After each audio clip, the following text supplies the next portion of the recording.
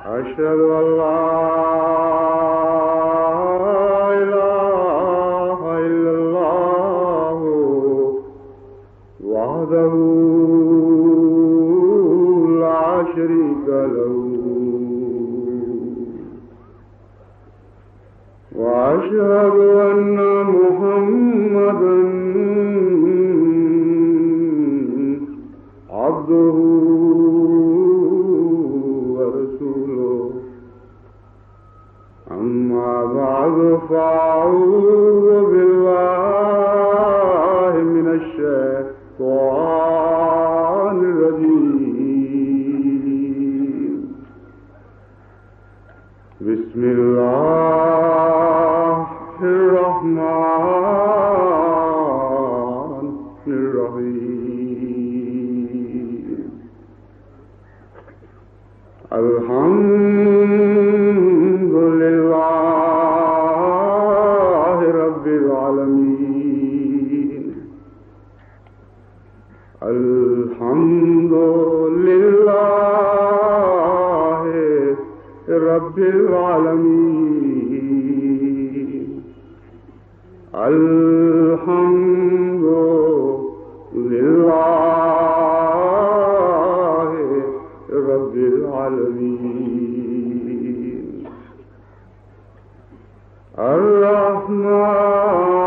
الرحمن الرحيم مالك يوم الدين إياك نعبد وإياك نستعين اهدنا الصراط المستقيم صراط الذين أنعمت عليهم غير المغضوب عليهم ولا الضالين.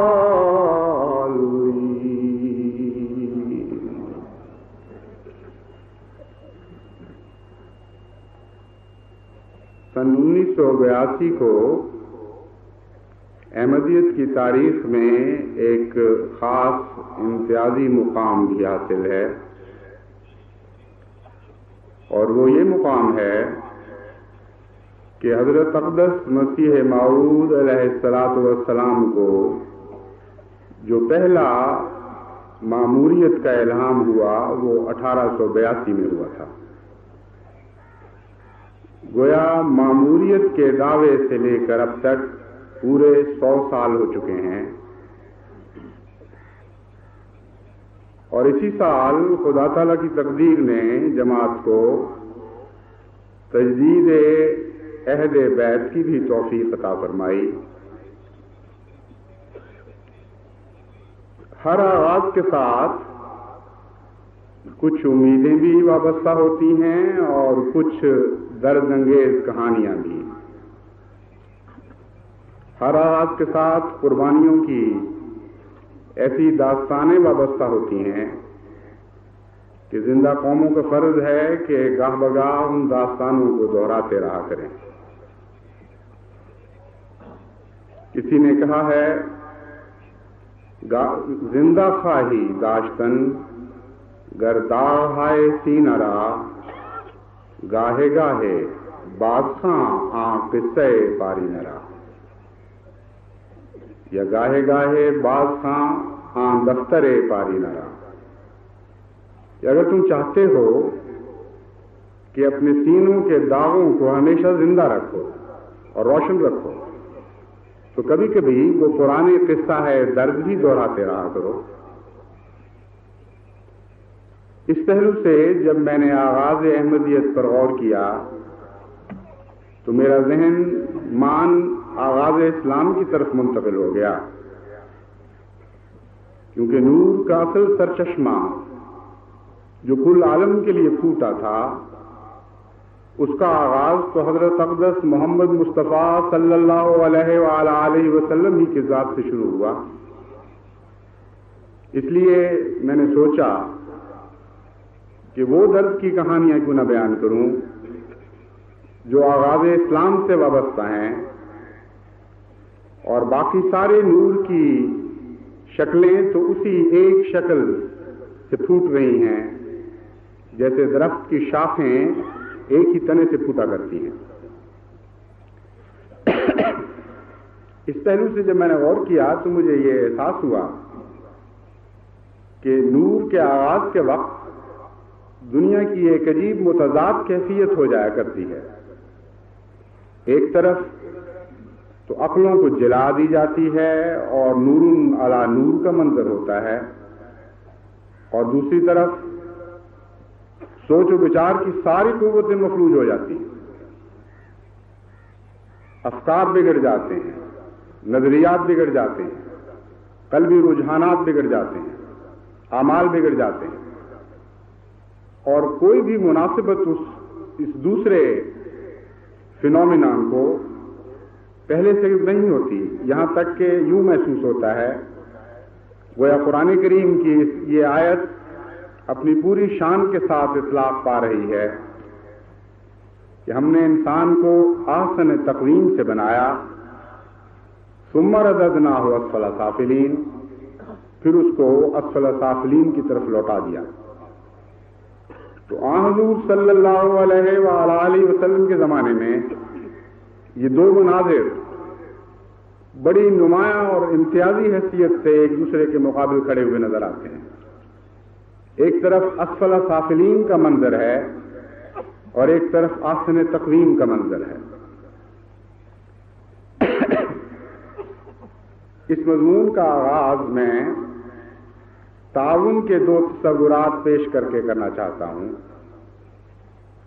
ایک وہ تعاون کا تصور ہے جو حضرت اقدس محمد مصطفیٰ صلی اللہ علیہ وآلہ وسلم پیش فرما رہے تھے وحی الہی کے مطابق، اور ایک مقابل پر کفار مکہ کا تعاون کا تصور تھا۔ ان دونوں کو آپ دیکھیں تو حیران ہوں گے کہ ایک ہی وقت میں ایک ہی آب و دل سے پلنے والے، ایک ہی روشنی اور ایک ہی ہوا میں سانس لینے والے وجودوں کے تصورات میں کتنا زمین و آسمان کا فرق پڑ گیا ہے۔ حضور صلی اللہ علیہ وآلہ وسلم نے یہ اعلان فرمایا، قُلْ يَا أَهْلَ الْكِتَابِ تَعَالَوْا إِلَىٰ كَلِمَةٍ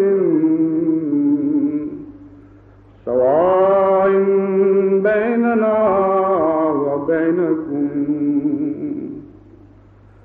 أَلَّا نَعْبُدَ إِلَّا اللَّهَ وَلَا نُشْرِكَ بِهِ شَيْئًا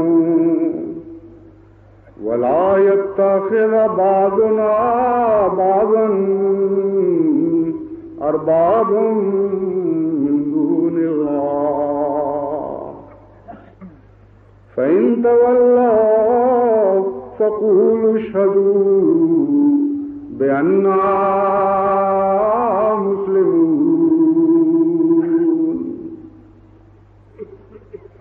کہ اے اہل کتاب، میں تمہیں ایک ایسے کلمے کی طرف بلاتا ہوں جو تمہارے اور ہمارے درمیان مشترک ہے۔ بس معاشرے کی اصلاح کے لیے اور زمانے کے دکھ دور کرنے کے لیے سب سے بہتر اصول یہی ہے کہ مشترک قدروں کو پکڑا جائے اور اختلاف کی باتوں کو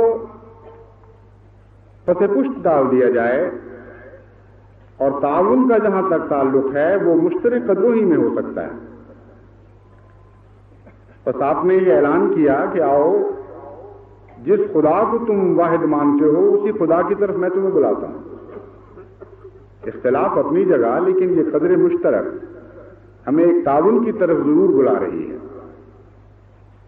یہ تو تصور تھا تعاون کا جو حضرت اقدس محمد مصطفیٰ صلی اللہ علیہ وآلہ وسلم نے اللہ تعالیٰ کی وحی کے مطابق پیش فرمایا، اور پھر فرمایا تعاونوا علی البر والتقوی، کہ کوئی بھی تم مذہب رکھتے ہو اسے کوئی غرض نہیں، خدا کو واحد سمجھتے ہو یا نہیں سمجھتے، لیکن نیکی پر تو تعاون کرو، کیونکہ نیکی کا تعاون تو تمام انسانوں کے درمیان ایک قدر مشترک ہے۔ لیکن اس تعاون کے جواب میں احادیث سے ہمیں یہ پتہ چلتا ہے کہ کفار مکہ نے ایک تعاون کی عجیب راہ تلاش کی۔ ان کا بگڑا ہوا تعاون کا تصور یہ تھا کہ قدر اشتراک میں تعاون نہیں بلکہ قدر اختلاف میں تعاون ہونا چاہیے۔ کچھ ہم تمہارے خدا کی عبادت کرتے ہیں، تم کچھ ہمارے خداؤں کی عبادت کرو، کچھ تم اپنے سچ کو مانو، کچھ ہمارے جھوٹ کو مانو، اور اسی طرح ہم بھی کچھ تمہارے سچ کو مانیں گے، کچھ اپنے جھوٹ کو مانیں گے۔ یہ عجیب و غریب تعاون کا بگڑا ہوا تصور ہے۔ ایک ہی وقت میں مکے سے یہ دو تعاون کے اعلانات ہو رہے تھے۔ پھر اس متضاد صورتحال کا ایک عجیب منظر یہ نظر آتا ہے کہ عرب کی واضح اکثریت نے یہ فیصلہ کیا کہ حضرت محمد مصطفیٰ صلی اللہ علیہ وآلہ وسلم اور آپ کے ماننے والوں کے دین کا نام ہم رکھیں گے، کیونکہ ہم واضح عددی اکثریت رکھتے ہیں، یہ ہمارا حق ہے کہ ہم ان کے دین کا نام رکھیں۔ اور جہاں تک حضرت محمد مصطفیٰ صلی اللہ علیہ وآلہ وسلم اور آپ کے غلاموں کا تعلق ہے، ان کا یہ نظریہ تھا کہ ان کو یہ بھی حق نہیں کہ اپنے دین کا نام رکھیں۔ چنانچہ اس جرم میں ان کو طرح طرح کی اذیتیں دی جاتی تھیں کہ تم اپنے آپ کو مسلمان کیوں کہتے ہو، اور ان کا نام صابی رکھا گیا۔ چنانچہ ابو امامہ بہلی نے جب اسلام قبول کیا اور اپنی قوم کی طرف واپس لوٹے تو روایت آتی ہے کہ ان کی قوم نے ان سے کہا بلغنا انک صبوت الی ھذا الرجل، کہ ہمیں تو یہ اطلاع ملی ہے کہ تو صابی ہو گیا ہے۔ لیکن اس کے باوجود اس کے کہ مسلمان اقلیت جانتی تھی کہ ہمارا مسلمانی کا دعویٰ ان کو پسند نہیں ہے، پھر بھی وہ اپنے آپ کو مسلمان ہی کہتے رہے۔ چنانچہ حضرت ثمامہ بن اسال کا جواب یہ تھا، جب ان سے ان کو کہا گیا کہ تم صابی ہو گئے ہو، انہوں نے کہا نہیں، میں تو محمد رسول اللہ صلی اللہ علیہ وآلہ وسلم کے ساتھ مسلمان ہوا۔ حضرت ابن عمر روایت کرتے ہیں کہ جب میرے باپ عمر مسلمان ہوئے تو انہوں نے کہا اے قریش، تم میں سے کون ہے جو میری اس بات کا اعلان لوگوں میں کر دے کہ میں مسلمان ہو گیا ہوں؟ انہیں بتایا گیا کہ جمیل بن معمر میں یہ خوبی ہے کہ وہ بات سنتے ہی مشتہر کر دیتا ہے۔ چنانچہ حضرت عمر رضی اللہ تعالیٰ عنہ جمیل کے پاس تشریف لے گئے اور جا کر اس کو بتایا کہ میں مسلمان ہو گیا ہوں۔ اسی وقت وہ اٹھا اور اپنی چادر گھسیٹتے ہوئے چل پڑا اور مسجد حرام کے پاس پہنچ کر قریش کعبہ کے اندر یہ اعلان کیا کہ اے لوگو، عمر بن الخطاب صابی ہو گیا ہے۔ وہ تمام قریش مکہ جو وہاں بیٹھے ہوئے تھے وہ حضرت عمر پر بل پڑے، اور جس طرح جس کو توفیق ملی اس نے حضرت عمر رضی اللہ تعالیٰ عنہ کو اس جرم کی سزا دینے کی کوشش کی۔ حضرت ابو ذر غفاری بیان کرتے ہیں کہ جب میں مسلمان ہوا تو پہلی مرتبہ جب مکے آیا اس خوف کے ساتھ کہ کہیں کسی طاقتور آدمی سے میں نے پوچھا تو وہ مجھے مارے نہ، میں نے اپنی طرف سے ایک کمزور آدمی کو چنا اور اس سے دریافت کیا کہ وہ شخص کہاں ہے جس کو تم صابی کہہ کر پکارتے ہو۔ ابو ذر فرماتے ہیں کہ اس نے میری طرف اشارہ کیا اور شور مچا دیا کہ صابی ہے، یہ صابی ہے۔ اہل وادی مجھ پر ٹوٹ پڑے، اینٹ پتھر روڑے اور ہڈیوں کے ساتھ مجھے اتنا مارا کہ میں ہوش و حواس کھو کر جس طرف سر اٹھا بھاگ پڑا۔ بس یہ دو متقابل مناظر بھی ہمیں نظر آتے ہیں، جب قدریں بگڑتی ہیں، جب تصورات بدل جاتے ہیں، جب عقلوں پر پردے پڑتے ہیں تو اس وقت نور نبوت کے مقابل پر کھڑے ہونے والوں کی یہ کیفیات ہو جایا کرتی ہیں. یہاں تک ظلم ہوا حضرت اقدس محمد مصطفیٰ صلی اللہ علیہ وآلہ وسلم اور آپ کے ماننے والوں کے ساتھ کہ کلمہ پڑھنے سے روکا گیا. قرآن کریم فرماتا ہے وَإِذَا ذُكِرَ اللَّهُ وَحْدَهُ اشْمَأَزَّتْ قُلُوبُ الَّذِينَ لَا يُؤْمِنُونَ بِالْآخِرَةِ وَإِذَا ذُكِرَ الَّذِينَ مِن دُونِهِ إِذَا هُمْ يَسْتَبْشِرُونَ. کہ جب خدائے واحد کا ذکر ان کے سامنے کیا جاتا ہے وہ جو آخرت پر ایمان نہیں لاتے ان کے دل اس پر مشتعل ہو جاتے ہیں اور وہ نفرت کرنے لگتے ہیں اور اس بات کی اجازت نہیں دیتے کہ خدائے واحد کا ذکر کیا جائے. حضرت زبیر بن عوام قبیلہ اسد سے تعلق رکھتے تھے. ایک جوان مرد آدمی تھے. جب حضرت اقدس محمد مصطفیٰ صلی اللہ علیہ وآلہ وسلم پر ایمان لائے اور کلمہ شہادت پڑھا تو اس جرم میں ان کے ظالم چچا ان کو چٹائی میں لپیٹ کر ان کے ناک میں آگ کا دھواں دیا کرتے تھے اور توبہ کے لیے اصرار کرتے تھے، لیکن وہ اسی حالت میں چٹائی میں لپٹے لپٹے بے ہوش ہو جایا کرتے مگر کلمے کا انکار نہ کرتے. حضرت خباب رضی اللہ تعالیٰ عنہ لوہار تھے، تلواریں بنایا کرتے تھے. جب آپ نے حضور صلی اللہ علیہ وآلہ وسلم کی رسالت اور اللہ تعالیٰ کی وحدانیت کا اعلان کیا تو اس جرم میں ان کی مالکہ نے اسی بھٹی سے جس کو وہ تاپا کرتے تھے گرم گرم لوہے کی سلاخیں نکالی اور آپ کے جسم کو ان سے داغا اور اسی طرح کرتی رہی. لیکن راوی بیان کرتے ہیں کہ وہ کبھی اپنے مقصد میں کامیاب نہ ہوئی. خباب بے ہوش تو ہو جایا کرتے تھے مگر توحید باری تعالیٰ یا رسالت محمد مصطفیٰ صلی اللہ علیہ وآلہ وسلم کا انکار نہیں کرتے تھے. حضرت بلال رضی اللہ تعالیٰ عنہ پہلے اسلام لانے والوں میں سے تھے اور ان مظلومین میں سے تھے جن پر طرح طرح کے مظالم توڑے جاتے اور مجبور کیا جاتا کہ کسی طرح توحید باری تعالیٰ کا انکار کر دو. ابو جہل کے متعلق آتا ہے کہ وہ آپ کو منہ کے بل گرا دیتا، تیز دھوپ میں اوپر چکی رکھ دیتا تاکہ دھوپ اسے خوب گرم کرے اور کہتا کہ اب محمد اور محمد کے رب کا انکار کرو. مگر بلال نیم بے ہوشی کی حالت میں یہی فرمایا کرتے احد احد احد احد، وہ ایک ہے وہ ایک ہے اور اس کا انکار میری زبان سے ممکن نہیں. اسی حالت میں آپ بسا اوقات بے ہوش ہو جایا کرتے. حضرت بلال کے متعلق لکھا ہے بہت سچے اور پاک دل تھے. ابو جہل کی طرح امیہ بن خلف بھی آپ کو باہر لے جاتا. جس وقت دوپہر کی دھوپ چلچلاتی اور ریت خوب گرم ہو جاتی وہ پیٹھ کے بل آپ کو مکے کی سنگریزوں پر لٹا دیتا، پھر کسی کو حکم دیتا کہ بڑا سا پتھر اٹھا کے لاؤ. وہ پتھر آپ کے سینے پہ رکھ دیتا، پھر آپ سے کہتا تو اسی حالت میں رہے گا یہاں تک کہ تو مر جائے یا محمد کا انکار کر دے.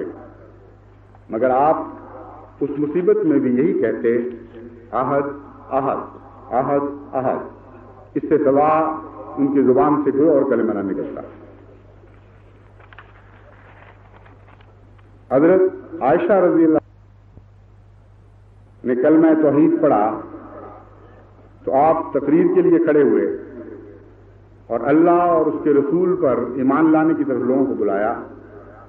اس پر مشرکین مکہ حضرت ابو بکر پر ٹوٹ پڑے. عتبہ بن ربیعہ آپ کے نزدیک آیا اور 2 رنگدار جوتیوں کے ساتھ مارنے لگا اور جوتیوں کے کنارے کی طرف سے آپ کے منہ پر مارتا تھا. پھر ابو بکر کو لٹا کر ان کے پیٹ پر کودا، یہاں تک کہ آپ کا منہ اور ناک پہچانا نہ جاتا تھا۔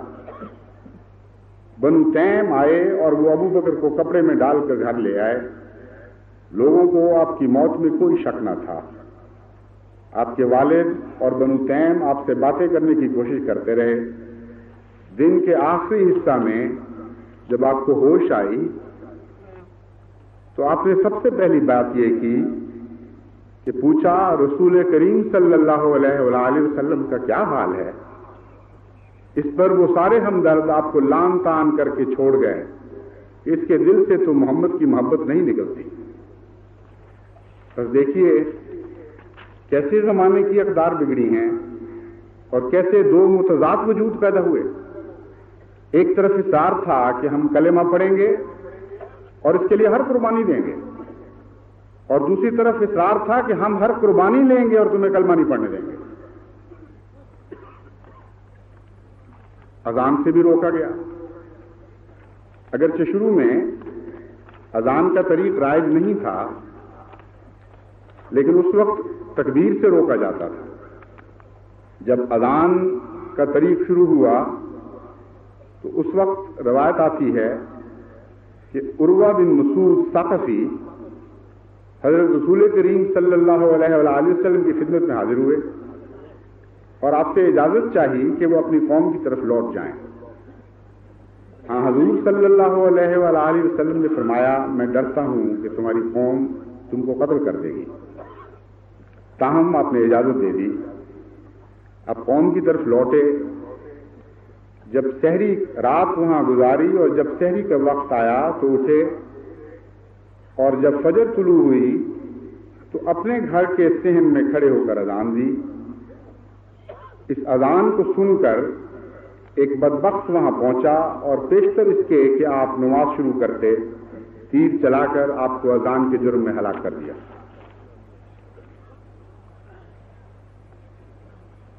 عبادت سے بھی ان کو روکا گیا۔ چنانچہ قرآن کریم میں اللہ تعالیٰ اس کا ذکر کرتے ہوئے فرماتا ہے أَرَأَيْتَ الَّذِي يَنْهَىٰ عَبْدًا إِذَا صَلَّىٰ، کہ تم اس بدبخت کو نہیں دیکھتے کہ جب میرا بندہ یعنی محمد مصطفیٰ صلی اللہ علیہ وآلہ وسلم عبادت کے لیے کھڑا ہوتا ہے تو وہ اس کو روکتا ہے۔ اس کے متعلق یہ روایت آتی ہے کہ یہ آیت اس وقت نازل ہوئی جبکہ حضرت اقدس محمد مصطفیٰ صلی اللہ علیہ وآلہ وسلم سجدے کی حالت میں تھے، اور ابو جہل نے آپ کی پیٹھ پر اونٹنی کی بچہ دانی پھینک دی تھی۔ اسی حالت میں آپ جب سرنگوں تھے تو آپ کو اللہ تعالیٰ نے آپ پر اللہ تعالیٰ نے یہ آیت نازل فرمائی أَرَأَيْتَ الَّذِي يَنْهَىٰ عَبْدًا إِذَا صَلَّىٰ۔ حضرت عبداللہ بن مسعود بھی روایت کرتے ہیں کہ رسول کریم صلی اللہ علیہ وآلہ وسلم سجدہ ریز تھے اور آپ کے گرد قریش بیٹھے ہوئے تھے۔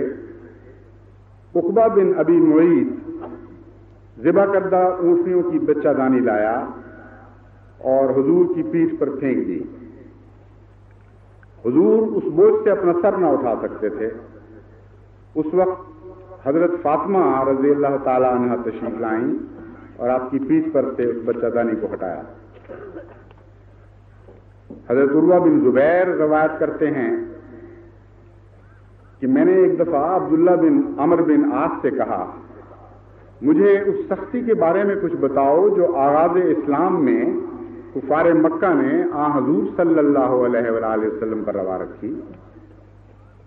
انہوں نے بتایا کہ ایک دن حضور اکرم صلی اللہ علیہ وآلہ وسلم نماز سین کعبہ میں نماز پڑھ رہے تھے کہ عقبہ بن ابی معیط آیا اور آپ کے کندھے مبارک کو پکڑا اور آپ کی گردن میں کپڑا ڈالا اور اس شدت سے گلا گھونٹا کہ گویا دم ہی نکل جائے گا۔ اس وقت حضرت ابو بکر آگے بڑھے اور عقبہ کے کندھے کو پکڑا اور کہا کیا تقتلون رجلا ان یقول ربی اللہ وقد جاءکم بالبینات، کہ اے ظالم کیا تم ایک ایسے شخص کو قتل کرتے ہو جو صرف یہ کہتا ہے کہ میرا رب اللہ ہے اور اپنی صداقت کے کھلے کھلے نشان لے کر آیا ہے. مساجد سے بھی آپ کو روکا گیا اور آپ کے غلاموں کو روکا گیا. مساجد کی تعمیر کھلے صحنوں میں کرنے کا تو سوال ہی کوئی نہیں تھا, کھلی جگہوں پر کرنے کا تو سوال ہی کوئی نہیں تھا. اپنے گھروں میں بھی لوگ مساجد تعمیر کرنے سے روکے جاتے تھے, یہاں تک کہ حضرت ابو بکر صدیق رضی اللہ تعالی عنہ کو ایک عرب کی پناہ ملی تو یہ اجازت ملی کہ وہ اپنے گھر کے صحن میں مسجد بنائیں. چنانچہ قرآن کریم ان کے اس رویے کا ذکر کرتے ہوئے فرماتا ہے وَمَنْ أَظْلَمُ مِمَّنْ مَنَعَ مَسَاجِدَ اللَّهِ أَنْ يُذْكَرَ فِيهَا اسْمُهُ وَسَعَىٰ فِي خَرَابِهَا أُولَٰئِكَ مَا كَانَ لَهُمْ أَنْ يَدْخُلُوهَا إِلَّا خَائِفِينَ لَهُمْ فِي الدُّنْيَا خِزْيٌ وَلَهُمْ فِي الْآخِرَةِ عَذَابٌ عَظِيمٌ. البقرہ آیت 115. یعنی اس شخص سے بڑھ کر ظالم کون ہو سکتا ہے جس نے اللہ کی مساجد سے لوگوں کو روکا کہ ان میں خدا کا نام لیا جائے اور ان کی ویرانی کے درپے ہو گیا. ان لوگوں کے لیے جائز نہ تھا کہ اس بارے میں دخل اندازی کرتے اور مسجدوں کو ویرانی سے روکتے, مگر ان کا تو حق یہ تھا کہ خدا سے ڈرتے ڈرتے ایسے معاملات میں قدم رکھتے.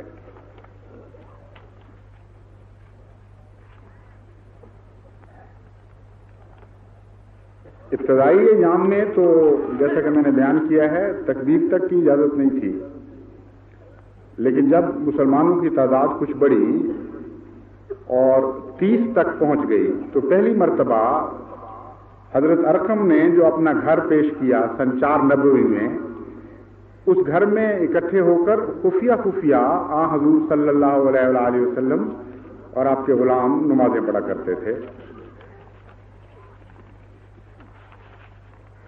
جیسا کہ میں نے بیان کیا ہے حضرت ابو بکر کو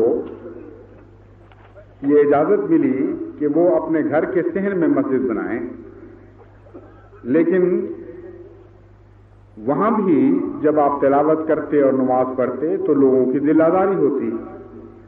چنانچہ روایت میں آتا ہے کہ حضرت ابو بکر گھر میں ہی اپنے رب کی عبادت کرنے لگے, نماز علانیہ نہ پڑھتے تھے, نہ تلاوت کرتے تھے سوائے اپنے گھر کے اندر. پھر انہوں نے ایک چھوٹی سی مسجد اپنے گھر کے صحن میں بنا لی. مشرکین کی عورتیں اور ان کے لڑکے وہاں جمع ہوتے اور یہ نظارہ دیکھتے کہ آپ تلاوت کرتے ہیں تو آنکھوں سے آنسو جاری ہو جاتے ہیں. اس بات کا ان کے دل پر بہت گہرا اثر پڑتا. چنانچہ قریش مکہ نے گھبراہٹ میں ابن دغنہ کو بلا بھیجا جس نے آپ کو پناہ دی تھی اور مسجد میں خانہ میں مسجد بنانے کی اجازت دی تھی. چنانچہ اس نے بڑی سختی سے حضرت ابو بکر کو اس فعل سے روکا. یہاں تک ان کے جذبات دل آزاری کی طرف مائل, دل آزاری کے خیالی تصورات کو قبول کرنے کی طرف مائل تھے کہ حیرت ہوتی ہے کہ وہ باتیں جن سے دلوں کو خوش ہو جانا چاہیے اور سینے کھل جانے چاہیے, ان باتوں سے بھی ان کی دل آزاری ہوتی تھی. چنانچہ قرآن کریم کی تلاوت سے وہ سخت دل آزاری محسوس کرتے تھے. قرآن کریم اس واقعہ کو بیان کرتے ہوئے فرماتا ہے, ان کے اس رجحان کو بیان کرتے ہوئے فرماتا ہے وَإِذَا تُتْلَىٰ عَلَيْهِمْ آيَاتُنَا بَيِّنَاتٍ تَعْرِفُ فِي وُجُوهِ الَّذِينَ كَفَرُوا الْمُنكَرَ يَكَادُونَ يَسْطُونَ بِالَّذِينَ يَتْلُونَ عَلَيْهِمْ آيَاتِنَا حج آیت 73۔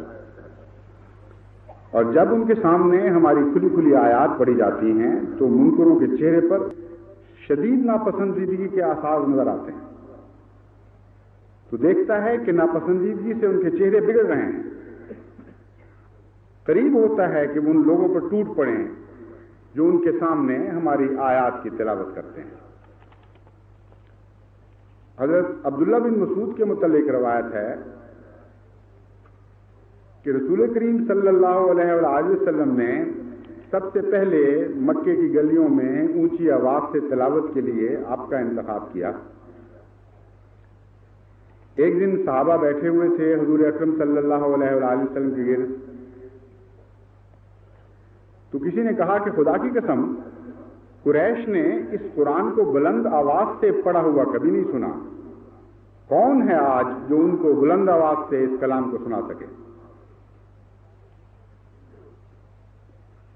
اس پر کسی نے کہا کہ ہمیں ایک ایسے شخص کا انتخاب کرنا چاہیے جس کی کچھ ضمانت ہو، جس کا خاندان بڑا ہو اور وہ اس کی حفاظت کا ذمہ دار ہو۔ حضرت عبداللہ بن مسعود نے کہا کہ مجھے چھوڑو، میں جا کر یہ فریضہ ادا کرتا۔ چنانچہ آپ گئے اور مقام ابراہیم کے پاس ضحیٰ کے وقت پہنچے۔ قریش اپنی اپنی مجالس میں تھے۔ آپ نے بلند آواز سے قرآن کریم پڑھنا شروع کیا۔ مشرکین متوجہ ہوئے اور کہنے لگے کہ ام عبداللہ کے پوتا کی یہ جرت؟ پھر کہا کہ یہ کچھ حصہ وہی کا پڑھ رہا ہے جو محمد لایا ہے۔ چنانچہ مشرکین آپ کو مارنے لگے اور خاص طور پر منہ اور ہونٹوں پر مارتے تھے، یہاں تک کہ وہ کہتے ہیں کہ پھر مجھے اتنا دکھ پہنچا جتنا اللہ تعالیٰ نے میرے مقدر میں رکھا ہوا تھا۔ پھر وہ اپنے ساتھیوں میں واپس لوٹ آئے، سارا چہرہ چوٹوں کے نشان سے بھرا ہوا تھا۔ صحابہ نے کہا ہم کہتے نہیں تھے ہم تیرے بارے میں ڈرتے ہیں؟ انہوں نے کہا اللہ کے دشمن کبھی بھی میرے نزدیک آج سے زیادہ ذلیل نہیں ٹھہرے، تم اگر چاہو تو کل پھر بھی میں ایسا ہی کروں گا۔ حضرت عائشہ صدیقہ رضی اللہ تعالی عنہا اسی قسم کی دل آزاری کا یہ واقعہ بیان کرتی ہیں کہ جب حضرت ابو بکر صدیق نے اپنے صحن خانہ میں مسجد بنائی اور جیسا کہ میں بیان کر چکا ہوں لوگوں کی دل آزاری ہونے لگی اور وہ شکوہ کرتے ہوئے ابن دغنہ کے پاس پہنچے، تو ابن دغنہ حضرت ابو بکر کے پاس آئے تو ان سے یہ باتیں ہوئیں، یہ تفصیل کے ساتھ حضرت عائشہ نے بیان کی ہیں۔ انہوں نے آتے ہی کہا کہ ابو بکر، میں نے تمہیں اس لیے تو پناہ نہیں دی تھی کہ تم میری قوم کو دکھ پہنچائے، اتنا دکھ پہنچا رہا ہے تو کہ اپنے صحن خانہ میں مسجد بنا لی ہے اور تلاوت کرتا ہے۔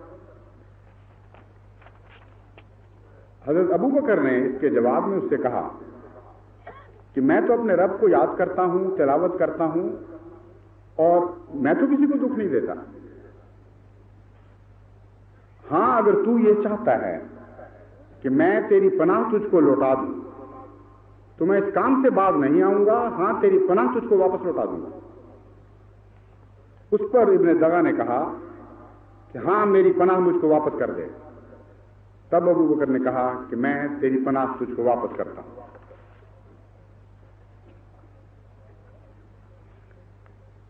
ایک طرف یہ کیفیت تھی اور دوسری طرف حضرت اقدس محمد مصطفیٰ صلی اللہ علیہ وآلہ وسلم کا رد عمل ان لوگوں کے حق میں کیا تھا؟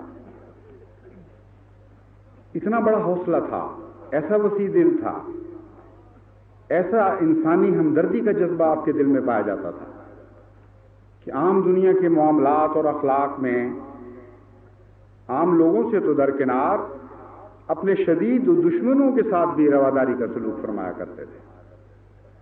ایک موقع پر ایک یہودی کا جنازہ گزرا تو آن حضور صلی اللہ علیہ وآلہ وسلم احتراماً کھڑے ہو گئے۔ صحابہ سمجھے کہ شاید آن حضور صلی اللہ علیہ وآلہ وسلم کو معلوم نہیں کہ یہ کون ہے۔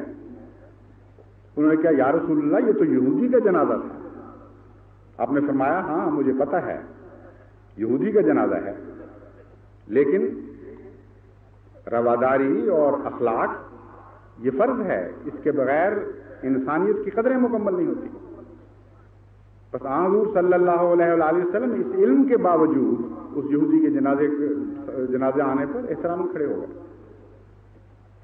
پھر آپ کے جذبہ رواداری کا یہ حال تھا کہ حضرت موسیٰ علیہ السلام کے متعلق آپ نے اپنی قوم کو ہدایت دی کہ ٹھیک ہے میں افضل الانبیاء ہوں، میں خاتم النبیین ہوں، لیکن جب تم مجھے موسیٰ سے افضل کہتے ہو تو بعض لوگوں کی دل آزاری ہوتی ہے، اس لیے میرے حق کے باوجود لا تفضلونی علی موسیٰ، مجھے موسیٰ پر فضیلت نہ دیا کرو۔ مراد یہ تھی کہ یہود کے سامنے بے وجہ ذکر کی ضرورت نہیں۔ پھر یونس ابن متی ایک عام معمولی نبی ہیں، نبیوں میں کوئی ایسا بہت بڑا مقام نہیں ہے کہ جو حضرت موسیٰ کے برابری کریں، لیکن اس کے باوجود بعض لوگوں کے دل میں حضرت یونس بن متی کی بڑی قدر تھی اور بڑی محبت پائی جاتی تھی۔ چنانچہ ان کے متعلق حضور صلی اللہ علیہ وآلہ وسلم نے فرمایا لا تفضلونی علی یونس بن متی، مجھے اس پر بھی فضیلت نہ دیا کرو۔ جہاں تک آپ کی مسجد کا تعلق تھا، ایک طرف تو لوگ مسلمانوں کی مسجدیں ویران کر رہے تھے، ان کو اپنی مسجدوں میں بھی نماز نہیں پڑھنے دے رہے تھے، اور حضور صلی اللہ علیہ وآلہ وسلم کا اسوہ حسنہ یہ تھا کہ 10 ہجری میں جب نجران کا عیسائیوں کو وفد حاضر ہوا، 60 سواروں کا وہ قافلہ تھا، عصر کے وقت مسجد نبوی میں پہنچے، وہ ان کی نماز کا وقت تھا، نبی کریم صلی اللہ علیہ وآلہ وسلم نے ان کو صحن مسجد نبوی میں نماز پڑھنے کی، یعنی عیسائی نماز پڑھنے کی اجازت دی۔ چنانچہ انہوں نے اپنے قبلے کی طرف منہ کر کر وہاں نماز پڑھی۔ بعض مسلمانوں نے ان کو صحن مسجد نبوی میں نماز پڑھنے سے روکنا چاہا تو حضور صلی اللہ علیہ وآلہ وسلم نے ان کو منع فرما دیا۔ اسی طرح طائف سے بنو ثقیف کا ایک وفد حضور صلی اللہ علیہ وآلہ وسلم کی خدمت میں حاضر ہوا، اور یہ مشرک لوگ تھے۔ حضور صلی اللہ علیہ وآلہ وسلم نے آپ کو صحن مسجد نبوی میں خیمہ زنی کی اجازت عطا فرمائی۔ اس پر بعض صحابہ نے کہا کہ یا رسول اللہ، کیا ارشاد الہی نہیں آتا کہ انما المشرکون نجس، کہ مشرکین تو نجس لوگ ہیں، آپ کی مسجد اور مشرکین یہاں آ کر خیمے لگائیں یہ تو ناپاک کر دیں گے۔ حضور صلی اللہ علیہ وآلہ وسلم نے بہت پیارا جواب دیا کہ شرک کی نجاست خدا کی زمین کو ناپاک نہیں کیا کرتی، وہ اپنے ہی وجود کو ناپاک کیا کرتی ہے۔ یہ مطلب ہے انما المشرکون نجس کا۔ حج سے بھی آپ کو روکا گیا۔ چنانچہ قرآن کریم اس کا ذکر کرتے ہوئے فرماتا ہے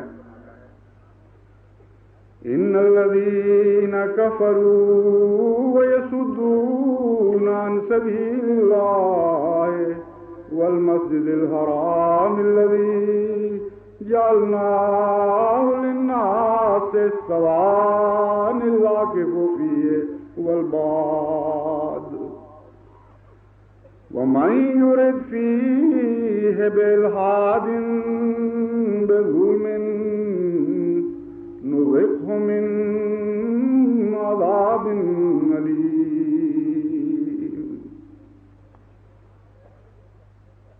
کیا ہو گیا ان لوگوں کو؟ یہ بیت الحرام سے روکنے لگے ہیں جو تمام بنی نوع انسان کے درمیان ہم نے برابر بنایا ہے، لیکن اس کے باوجود اگر الحاد اور ظلم کی راہ سے یہ روکیں گے تو ہم ان کو متنبع کرتے ہیں کہ اللہ تعالیٰ کی طرف سے عذاب علیم کی ان کو خوشخبری دی جاتی ہے۔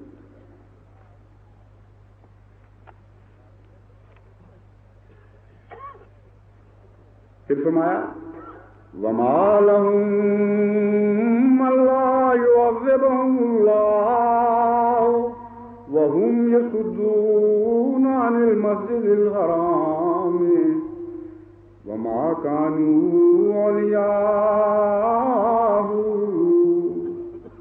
إِنْ أولياؤه إلا المتقون ولكن أكثرهم لا يعلمون.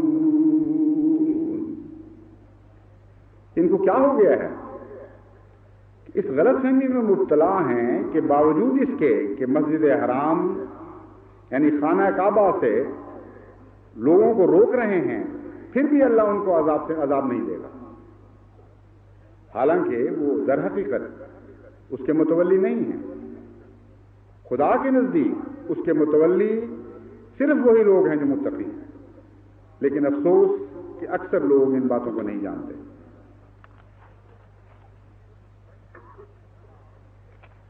یہاں تک نظریات میں اختلاف ہوا کہ دوسروں کے گھر بھی ان کو اپنے گھر بنا کر رہنے کی اجازت نہ دی گئی۔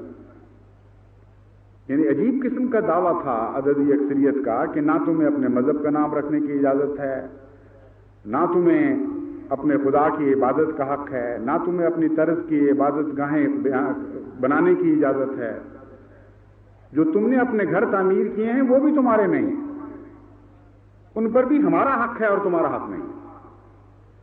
چنانچہ اس کا ذکر کرتے ہوئے اللہ تعالیٰ فرماتا ہے فَالَّذِينَ هَاجَرُوا وَأُخْرِجُوا مِنْ دِيَارِهِمْ وَأُوذُوا فِي سَبِيلِي وَقَاتَلُوا وَقُتِلُوا لَأُكَفِّرَنَّ عَنْهُمْ سَيِّئَاتِهِمْ وَلَأُدْخِلَنَّهُمْ جَنَّاتٍ تَجْرِي مِنْ تَحْتِهَا الْأَنْهَارُ ثوابا من عند الله والله عنده حسن الثواب۔ کہ محمد مصطفیٰ صلی اللہ علیہ وآلہ وسلم اور آپ کے ساتھی یہ وہ لوگ ہیں جن کو خدا کی خاطر ہجرت اختیار کرنی پڑی اور ان کو اپنے گھروں سے نکال دیا گیا۔ عبداللہ ذوالبجادین یتیم تھے، اپنے چچا کی گود میں پلے، وہ ان پر احسان کرتا رہا، لیکن جب اس کو یہ خبر ملی کہ عبداللہ حضرت محمد مصطفیٰ صلی اللہ علیہ وآلہ وسلم پر ایمان لائے ہیں تو اس حالت میں ان کو گھر سے نکال دیا کہ ان کے تن بدن کے کپڑے بھی نہ رہے۔ وہ اپنی ماں کے پاس آئے اور اس سے ایک چادر مانگی اور اس کے 2 ٹکڑے کیے،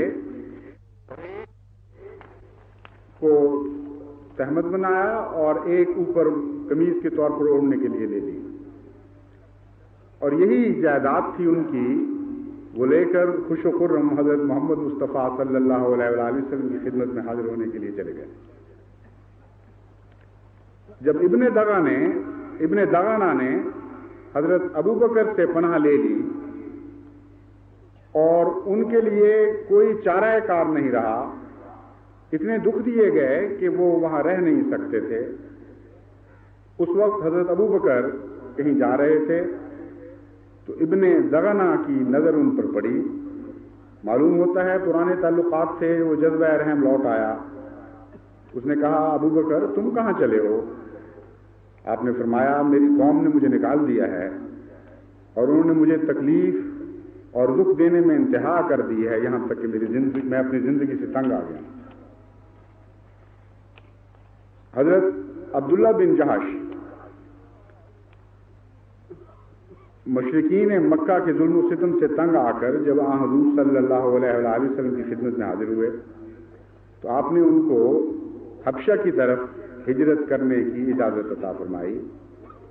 چنانچہ یہ مہاجرین کا پہلا قافلہ تھا جو اپنے گھروں سے نکالا گیا۔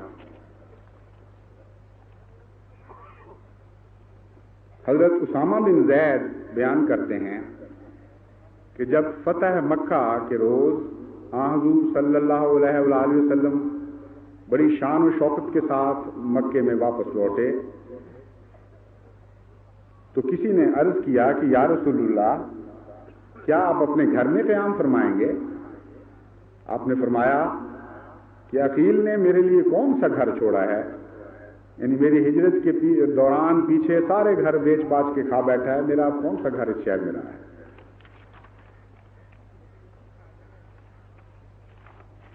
پھر یہ معاملہ یہاں تک آگے بڑھا کہ حضرت محمد مصطفیٰ صلی اللہ علیہ وآلہ وسلم اور آپ کے ماننے والوں کو اپنی منکوحہ بیویاں رکھنے کے حق سے بھی محروم کر دیا گیا، اپنے بچوں کو اپنے پاس رکھنے کے حق سے بھی محروم کر دیا گیا، اور زبردستی طلاقیں دلوائی گئیں کہ چونکہ تم لوگ سابی ہو گئے ہو نعوذ باللہ من ذالک، اس لیے اب تمہارا اپنی بیویوں پہ بھی کوئی حق نہیں رہا، یعنی نہ مکانوں پر حق رہا، نہ بیویوں پر حق رہا، نہ تجارتوں پر حق رہا، نہ اپنی ذات پہ حق رہا، یہ حق بھی نہیں کہ ہم اپنے آپ کو کیا کہیں۔ یہاں تک حد کر دی کہ حضرت محمد مصطفیٰ صلی اللہ علیہ وآلہ وسلم کو اپنا ذاتی نام رکھنے کے حق سے بھی محروم کر دیا گیا، اور کہا گیا تم محمد کہتے ہو اپنے آپ کو، یہ تو بڑا پیارا نام ہے، بڑا اچھا نام ہے، تمہیں کیا حق ہے کہ اتنا اچھا نام رکھو، ہم تمہارا نام رکھیں گے، اور مذمم نام رکھا نعوذ باللہ من ذالک۔ تو جب یہاں تک حالت پہنچی تو جیسا کہ میں نے بیان کیا ہے، بیویوں کو زبردستی خامنوں سے الگ کیا گیا۔ ام سلمہ کہتی ہیں کہ جب ابو سلمہ نے مدینہ جانے کا فیصلہ کر لیا تو آپ نے اپنے اونٹ کو خوب کھلا پلا کر موٹا کیا اور مجھے اس پر سوار کیا، ساتھ ہی میرے بیٹے سلمہ کو سوار کیا، اور پھر ہم اونٹ لے کر چل پڑے۔ جب بنو فہیرہ عبداللہ بن عمر مخزوم نے ان کو دیکھا تو وہ آپ کی طرف لپکے اور کہا یہ تیری ذات تو ہم سے جدا ہو سکتی ہے، لیکن ہماری ساتھن کو کہاں لے کے جا رہا ہے؟ یہ کہہ کر انہوں نے اونٹ کی نکیل ان کے ہاتھ سے چھین لی، مجھے پکڑ لیا اور اپنے خامن سے الگ کر کے اس کو اکیلے ہجرت کی اجازت دی۔ اس پر بنو اسد عبدالاسد غصے میں آئے اور وہ سلمہ کی طرف آتے ہوئے یہ کہنے لگے کہ خدا کی قسم ہم اپنے بیٹے اس عورت کے پاس نہیں رہنے دیں گے، یعنی بیوی کو یہ حق نہیں تھا کہ وہ خاوند کے ساتھ جا سکے، اور بیٹوں کو یہ حق نہیں تھا کہ ماں کے پاس رہ سکے، وہ تمام حقوق تلف ہو چکے تھے۔ چنانچہ وہ کہتی ہیں کہ میرے بیٹے بھی مجھ سے چھین لیے گئے۔ میرا حال اس وقت یہ تھا، کہتی ہیں کہ میں شام کو باہر نکل جایا کرتی اور صبح کو باہر نکل جایا کرتی اور ویرانوں میں بیٹھ کے سارا دن روتی رہتی تھی اسی طرح۔ اسی حالت میں روتے روتے صبح سے شام ہوتی اور شام سے صبح ہو جاتی، یہاں تک کہ سال پر سال گزرنے لگا۔ آخر بنو مغیرہ ہیں، یہ فہیرہ نہیں، بنو مغیرہ میں سے میرے چچا زاد بھائیوں میں سے ایک شخص کو مجھ پر ترس آ گیا اور اس نے مجھے اجازت دی کہ میں اپنے خاوند کی طرف چلی جاؤں۔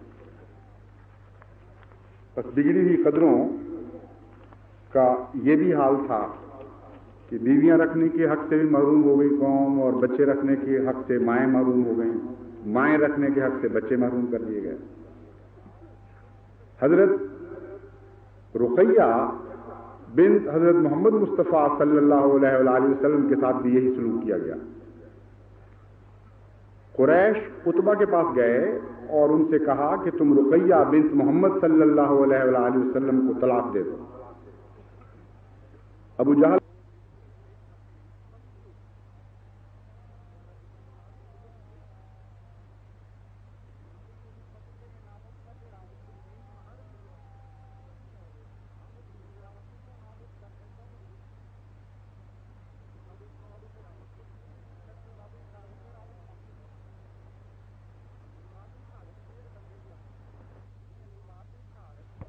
اس وقت تک مجھے چین نہیں آئے گا۔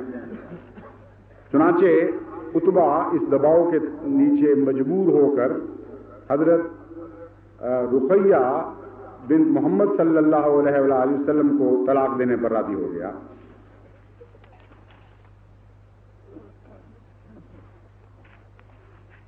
پھر جب یہ سب چیزیں محمد مصطفیٰ صلی اللہ علیہ وآلہ وسلم اور آپ کے غلاموں کے دین کو نہ بدل سکی اور وہ استقامت کے بہترین نمونے دکھاتے رہے، تو تب انہوں نے یہ سوچا کہ ان کو الگ کر کے ایک ایسی وادی میں قید کر دیا جائے، اس طرح ان کا سوشل بائیکاٹ کیا جائے کہ ان کے لیے خود زندہ رہنا ناممکن ہو جائے۔ چنانچہ اس واقعہ کا ذکر مختلف تاریخوں میں بڑی تفصیل سے ملتا ہے، کس طرح مشکل حالات میں ان صحابہ نے 3 سال تک شیب ابی طالب میں شدید بھوک پیاس کی اذیتیں برداشت کرتے ہوئے وقت گزارا ہے۔ اس کی کیفیت کا بیان اس چھوٹی سی جگہ میں ممکن نہیں۔ مختصراً میں صرف یہ بیان کرتا ہوں کہ صحابہ کہتے ہیں کہ ہماری اس وقت حالت یہ تھی کہ کئی وقت فاقے کر کے ہوش نہیں رہتی تھی کہ کیا چیز کھانے کے قابل ہے اور کیا چیز کھانے کے قابل نہیں ہے۔ چنانچہ سعد بن ابی وقاص روایت کرتے ہیں کہ یہ حال تھا میرا بھوک سے کہ ایک دفعہ رات کو میں جا رہا تھا تو میرے پاؤں کے نیچے کوئی نرم سی چیز آئی۔ اب میں نہیں جانتا کہ وہ کیڑا تھا یا کوئی اور گندگی تھی یا کھجور تھی۔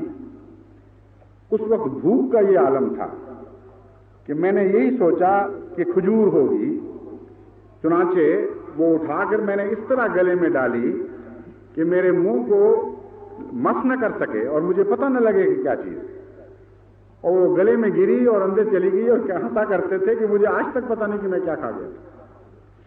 تو یہ کیفیت تھی ان مظالم کی جس کی داستان جیسے کہ میں نے بیان کی ہے 3 سال پر پھیلی پڑی ہے۔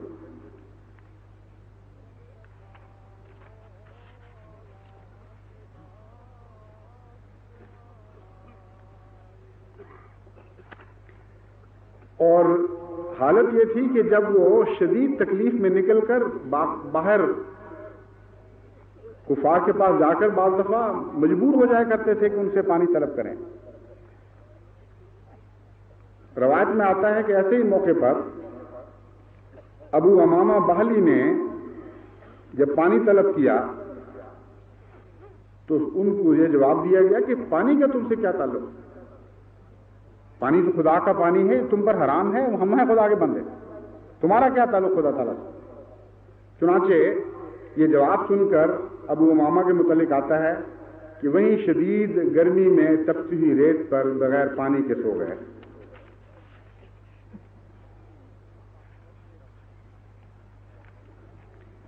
ان تمام مظالم کی داستان بہت طویل ہے، لیکن حضرت صلی اللہ علیہ وآلہ وسلم کا رد عمل اگر ایک مختصر واقعہ میں بیان کیا جائے تو میں نے اس کے لیے اس واقعہ کا انتخاب کیا ہے جو ابھی میں آپ کے سامنے پیش کرنے لگا۔ یعنی اتنی طویل مظالم کی داستان کے جواب میں حضرت صلی اللہ علیہ وآلہ وسلم کی دل کی کیا کیفیت تھی؟ ہمارے لیے سب سے زیادہ قیمتی چیز یہ ہے، اسی پر نظر رکھنی چاہیے، وہی ہمارا مقصود اور مطبوع ہے، اس کے سوا ہمارے دل کا کوئی اور رد عمل نہیں ہو سکتا۔ بس حضور صلی اللہ علیہ وآلہ وسلم کے دل کی کیفیت ان تمام مظالم کے زمانوں میں یہ تھی